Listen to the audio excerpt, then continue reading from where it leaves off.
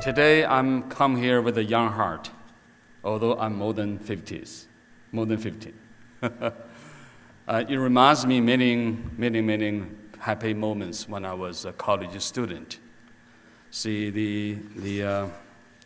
Mr. Tim Put, right?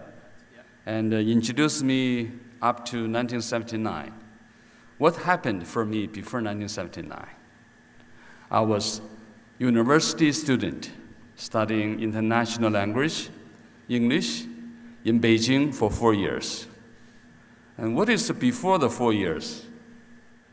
4 years ago, before I came to the college, I was a farmer in China. You couldn't believe, right? And actually, I graduated from high school in China in 1971, and I went to the countryside. Probably people know that during the 1960s or 1970s, China was underway the Cultural Revolution. The government calls on all the young people to go to the countryside to work as a peasant, to train themselves. But some of the young people don't like to go to the countryside because they are living in the city. They have a modern life, the modern facilities, why they should go to the farmland to work as a peasant. I was sent to the countryside as a farmer. I was there for 3 years. I do all kinds of work of the farm work. But 3 years working in the farmland gives me a strong personality. At that time, when I was 15 to 17 or to 18, I was working very hard, working with the peasants. I do all kinds of job. I undertake very hard life there. But I never lose my hope. I never lose my confidence. I think someday I will be the leader in the countryside, right?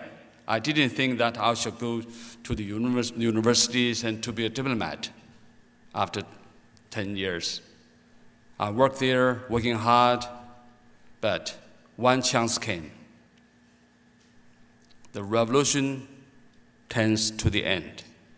So the universities need young people to go in as the students. Through the examinations, I went to the Beijing International Language University, which is Beijing 外国语大学. 北外, we called it. That's in Chinese. That's one of the very famous Chinese international universities in China. And I went there as a student. I learned my English from ABC. You know, the people from Shanghai in China, it's easy for them to learn English because their accent is more like foreign language. But I'm from the northern part of China, which I'm speaking Mandarin, the 普通话, the standard Chinese official language. It's very hard for me, but I'm working very hard. I'm studying very hard. Even I remember, even when I was in the toilets, I remember the words. When I go on the bus, very crowded bus in China at that time in 1970s, but I also try to remember the new words, new expressions.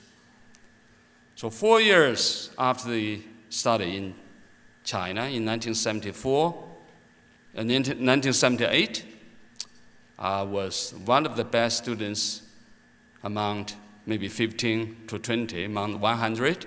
I was sent to the Chinese Ministry of Foreign Affairs. And that year, I became a career diplomat.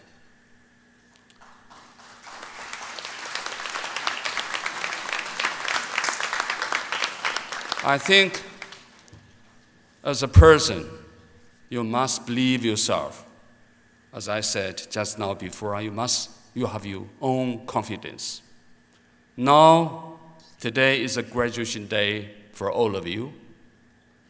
I think you are taking us the same age as I when I was a college student, but you must use great hope, high confidence.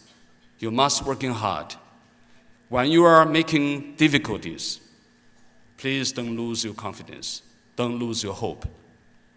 I'm so happy that I've been serving in my country for more than 30 years. As I said, I've been working in Johannesburg, South Africa, Singapore, Manchester, United Kingdom, Washington, D.C., and Houston, Texas. When working in those countries, I think we also have some difficulties. China was a very poor country before the China economic reform in 1970s. But during that time, we were working very hard. We tried to promote the friendship between China and all other countries. So, students, young people shall work hard always. I think after your graduation, I didn't think is you finish your milestone, one landmark, but you have many to follow. And I strongly suggest you to learn some Chinese when you are in universities. China is a very friendly country between China and Canada. And now China is the second trade partner with Canada. We have 700,000 Chinese people living here in Toronto areas. And Ontario has very close links with China. So learning the Chinese language is you're learning one of the tools to promote yourselves.